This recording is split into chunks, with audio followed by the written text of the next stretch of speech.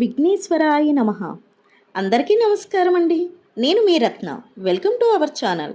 ఈరోజు ఈ వీడియోలో 2025 సంవత్సరంలో శుక్రమౌఢ్యమి ఎప్పుడు ప్రారంభమై ఎప్పుడు ముగుస్తుంది, టైమింగ్స్తో సహా నేను మీకు ఈ వీడియోలో క్లియర్గా తెలియజేస్తానండి. అసలు ఈ మూడాల్లో ఎటువంటి శుభకార్యాలు చేయవచ్చు, ఎటువంటి శుభకార్యాలు చేయకూడదు అనేవి కూడా నేను మీకు తెలియజేస్తాను. వీడియోని ఎక్కడా కూడా స్కిప్ చేయకుండా చివరి వరకు చూడండి. అప్పుడే మీకు పూర్తి వీడియో అర్థమవుతుంది. అంతేకాకుండా అసలు మూఢమి అని అంటే ఏమిటి, ఆ పేరు ఎందుకు వచ్చిందో కూడా తెలియజేస్తాను. వీడియోలోకి వెళ్ళే ముందు ఒక చిన్న రిక్వెస్ట్ అండి. మొదటిసారి కానీ ఎవరైనా మీరు నా ఛానల్ని చూసినట్లయితే తప్పకుండా సబ్స్క్రైబ్ చేసుకోండి. పక్కనే ఉన్న బెల్ ఐకాన్ కూడా ప్రెస్ చేయండి. అప్పుడే నోటిఫికేషన్ రూపంలో నా ప్రతి వీడియోని మీరు చూడగలుగుతారు. అసలు మూఢం అంటే ఏమిటో ఇప్పుడు తెలుసుకుందాం. నవగ్రహాలు సూర్యుడి చుట్టూ తిరుగుతాయి.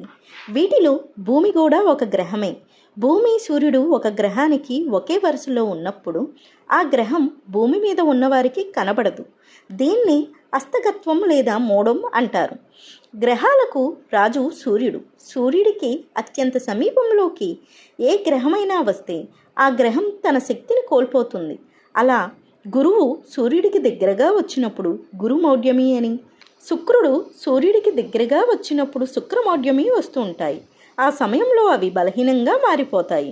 వాటి శక్తి సన్నగిల్లుతుంది. గురు, శుక్రులు శుభగ్రహాలు కాబట్టి అవి సూర్యుడికి అత్యంత దగ్గరగా ఉన్నప్పుడు మూడాలుగా పరిగణించి ఆ రోజుల్లో ఎలాంటి పనులు చేయకూడదు అని చెప్తారు. ఎందుకంటే ఏ శుభకార్యానికైనా గురు, శుక్రు గ్రహాల బలమే ప్రధానం. ఈ రెండు గ్రహాలు బలహీనంగా ఉన్నప్పుడు ఏం చేసినా కలిసి రాదన్నది పండితుల మాట. మూఢం అంటే శుభకార్యాలు చేయడానికి వీలు లేని రోజు, ఏ పని చెయ్యకుండా పనికిరాని కాలంగా విడిచిపెట్టే కాలంగా దీన్ని భావిస్తారు. గ్రహస్థితి సరిగ్గా లేకపోతే శుభకార్యాలు చెయ్యరు. దీన్నే చెడు కాలమని కూడా చెప్పచ్చు. ఈ 2025 సంవత్సరంలో శుక్రమౌఢ్యమి ఎప్పటి నుంచి ఎప్పటి వరకు ఉందో ఇప్పుడు తెలుసుకుందాం. 2025 సంవత్సరంలో శుక్రమౌఢ్యమి స్వస్తి శ్రీ చాంద్రమాన శ్రీ విశ్వావసు నామ సంవత్సరం దక్షిణాయనం హేమంత ఋతువు మార్గశిర మాసం శుద్ధ దశమి తిథి అంటే నవంబర్ 30, 2025 సంవత్సరం ఆదివారం మధ్యాహ్నం 1:58 శుక్రమౌఢ్యమి ప్రారంభమై స్వస్తి శ్రీ చాంద్రమాన శ్రీ విశ్వావసు నామ సంవత్సరం ఉత్తరాయణం మాఘమాసం ఏకాదశి తిథి అంటే ఫిబ్రవరి 13, 2026 శుక్రవారం ఉదయం 11:30 వరకు ఈ శుక్రమౌఢ్యం అనేది ఉన్నది. ఈ మూడాల్లో ఎటువంటి శుభకార్యాలు, ఎటువంటి పనులు చేయవచ్చో ఇప్పుడు తెలుసుకుందాం. జాతకం రాయించుకోవడం, నవగ్రహ శాంతి, జప హోమాది శాంతులు, గండ నక్షత్ర శాంతులు, సీమంతాలు, నామకరణం, అన్నప్రాసన కార్యక్రమాలు, అలాగే గర్భిణీలు, బాలింతలు మూఢములో ప్రయాణం చేయవలసి వస్తే శుభతిథిలో అశ్విని, రేవతి నక్షత్రాలలో శుభగడియల్లో భర్తతో కలిసి ప్రయాణం చేస్తే శుక్రదోషం అనేది వర్తించదు. ఇంటి మరమ్మతులు, భూమి కొనుగోలు, అమ్మటం, రిజిస్ట్రేషన్లు, ఉద్యోగంలో చేరవచ్చు, విదేశాల్లో ఉద్యోగం కోసం వెళ్ళవచ్చు. ఇలాంటి పనులన్నీ మూఢంలో చేసుకోవచ్చు. ఇప్పుడు మూఢంలో చెయ్యకూడని పనులేంటో తెలుసుకుందాం. పెళ్లి చూపులు, వివాహ కార్యక్రమాలు, లగ్నపత్రిక రాయకూడదు. అలాగే వివాహానికి సంబంధించి మాటలు మాట్లాడుకోరాదు. ఉపనయనం, గృహ ఆరంభం, గృహప్రవేశం వంటి కార్యక్రమాలు అసలు చేయవద్దు. యజ్ఞాలు, విగ్రహ ప్రతిష్టలు అసలు చేయకూడదు. పూజ మాత్రం చేసుకోవచ్చు, వ్రతాలు కూడా చేసుకోవద్దు. నూతన వధువు ప్రవేశం, పుట్టు వెంట్రుక తీయించడం, చెవులు కుట్టించడం, విద్యా ఆరంభ కార్యక్రమాలు అసలు చేయకూడదు. కొత్త వాహనాలు కొనడం, అలాగే బావి, చెరువులు తవ్వడం, నూతనంగా వ్యాపారం ప్రారంభించడం వంటి పనులు అసలు చేయకూడదు.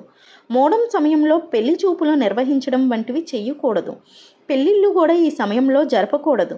ఒకవేళ పెళ్ళిళ్ళు జరిపిస్తే కొత్త దంపతుల మధ్య సఖ్యత ఉండదు, గొడవలు పడుతూ ఉంటారు, విడిపోయే అవకాశాలు ఉన్నాయి. శుభకార్యాలన్నీ ఈ మూఢం సమయంలో ప్రారంభించకూడదు. అలా చేస్తే చెడు జరిగే ప్రమాదం ఉంది. లగ్న పత్రికలు రాసుకోకూడదు. పెళ్లి పత్రికల జోలికి అసలే వెళ్ళకూడదు. మూఢం సమయంలో పెళ్లి మాటలు మాట్లాడడం కూడా తప్పు. పసిపిల్లలకు పుట్టు వెంట్రుకలు తీయించకూడదు. పుట్టు వెంట్రుకలు ఈ సమయంలో తీస్తే పిల్లలకు దీర్ఘకాలిక అనారోగ్య సమస్యలు వచ్చే అవకాశం ఉంది. చెవులు అసలు కుట్టించకూడదు. కొత్త వాహనాలు కొనుగోలు చేయడం, శంకుస్థాపన చేయడం వంటివి కూడా చేయకూడదు. కొత్త వ్యాపారాలని మొదలు పెట్టకూడదు. ఈ సమయంలో కొత్త ఇంటిలోకి మారడం, సొంత ఇంటికి వెళ్ళిపోవడం లాంటివి చేయకూడదు.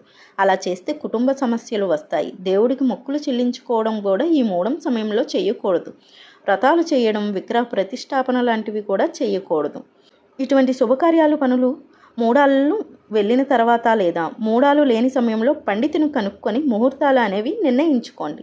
గురు శుక్ర గ్రహాలు బలహీనంగా ఉండటం వల్ల మనం చేసే శుభకార్యాలకు ఫలితం ఉండదని పండితులు చెబుతున్నారు. ఎటువంటి శుభకార్యమైనా ఎటువంటి పనులైనా మనం మంచి జరగాలనే చేస్తాం కాబట్టి మూడాలు లేని సమయాల్లో మన గ్రహస్థితులకు అనుకూలంగా పండితుల్ని కనుక్కొని ఆ శుభముహూర్తాన్ని నిర్ణయించుకుంటే మంచిది. సో ఇదండి ఇవాల్టి ఈ వీడియో. మీకు ఈ వీడియో కనుక నచ్చినట్లయితే లైక్ చేయండి, షేర్ చేయండి, అలాగే మన ఛానల్ని సబ్స్క్రైబ్ చేసుకోండి. మళ్ళీ మరో కొత్త వీడియోతో కలుసుకుందాం. Thank you for watching.